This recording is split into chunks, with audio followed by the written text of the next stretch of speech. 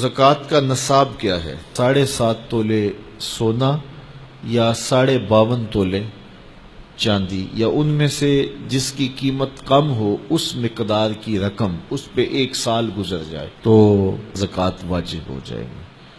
اور اگر کوئی تاخیر کرتا ہے تو گنہگار ہوگا، لیکن اگر کوئی ایڈوانس بھی دے دیتا ہے تو زکوٰۃ اس کی بھی ہو جائے گی، کہ 2 سالوں کی اکٹھی زکوٰۃ دے دیتا ہے تو یہ بھی جائز ہوگی کہ اس نے ایڈوانس زکوٰۃ دے دی۔ اب زکوٰۃ کے مصارف کیا ہیں؟ زکوٰۃ کے مصارف جو ہیں وہ 8 ہیں۔ فقیر کو زکوٰۃ دی جائے گی۔ فقیر وہ ہوتا ہے جس کے پاس کچھ بھی نہ ہو، نہ گھر ہو، نہ مکان ہو، نہ اس کے پاس کوئی زر ہو، بس بالکل خالی مخالی، ایسا شخص فقیر کہلاتا ہے، تو اس کو زکوٰۃ دی جائے۔ دوسرا مصرف مسکین ہے۔ مسکین ایسے شخص کو کہتے ہیں کہ جس کے پاس اپنا ذاتی گھر تو ہے اور تھوڑا بہت کام کاروبار بھی ہے، بچوں کی روٹی روزی بھی چلتی ہے، لیکن اس کے پاس اتنے پیسے جمع نہیں ہوئے کہ وہ نصاب کی ملک تک پہنچیں، یعنی 7.5 تولے سونا یا 52.5 تولے چاندی، یا ان دونوں میں سے کسی ایک کی قیمت اس کے پاس نہیں ہے، تو وہ مسکین کہلائے گا، تو وہ بھی زکوٰۃ کا مستحق ہے۔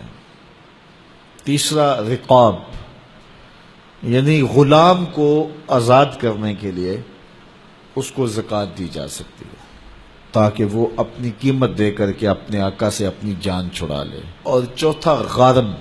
غارم وہ ہے جو قرضے تلے دب گیا ہے اور اس کے پاس قرضہ اتارنے کے لیے کچھ نہیں ہے، تو اس مقروض کا قرض اتارنے کے لیے اس کو زکوٰۃ دی جا سکتی ہے۔ 5واں شخص فی سبیل اللہ۔ فی سبیل اللہ وہ شخص ہے کہ جو اللہ کی راہ میں نکلا ہوا ہے، جو مدارس دینیہ کے طلبہ ہیں وہ بھی زمرے میں آتے ہیں، ان کو زکوٰۃ دی جا سکتی ہے۔ اور 6واں شخص ابن السبیل، مسافر۔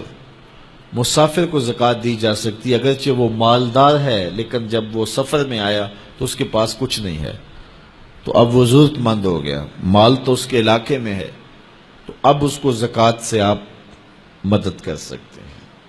اور 7واں مصرف عامل، جو حکومت کی طرف سے زکوٰۃ اکٹھی کرنے پہ مامور ہو، تو باقاعدہ اس کی تنخواہ بھی زکوٰۃ کی رقم سے دی جائے گی۔ 8واں مصرف زکوٰۃ کا وہ لوگ ہیں جن کے بارے میں یہ گمان ہو کہ وہ اسلام لے آئیں گے، تو ان کی دل جوئی کر کے ان کو زکوٰۃ کی رقم بھی دے سکتے ہیں تاکہ وہ اسلام میں داخل ہو جائیں، لیکن اب اسلام غالب ہو گیا تو اس کی ضرورت نہیں رہی۔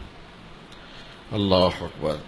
تو یہ 40واں حصہ ہے زکوٰۃ کا، یعنی 100 میں سے 2.5 روپے راہ خدا میں۔ ان مصارف میں سب کو بانٹ کر بھی دیے جا سکتے ہیں، کسی ایک مصرف کو بھی دیے جا سکتے ہیں۔ حضرت شیخ احمد مجدد الف ثانی علیہ رحمہ مکتوبات میں لکھتے ہیں، جب دین کا انہدام ہو رہا ہو، جب دین کی قدریں پامال ہو رہی ہوں، تو اس زمانے میں راہ دین میں ایک دانگ خرچ کرنا، ایک پائی خرچ کرنا، دیگر مدات میں لاکھوں روپے خرچ کرنے سے افضل ہے۔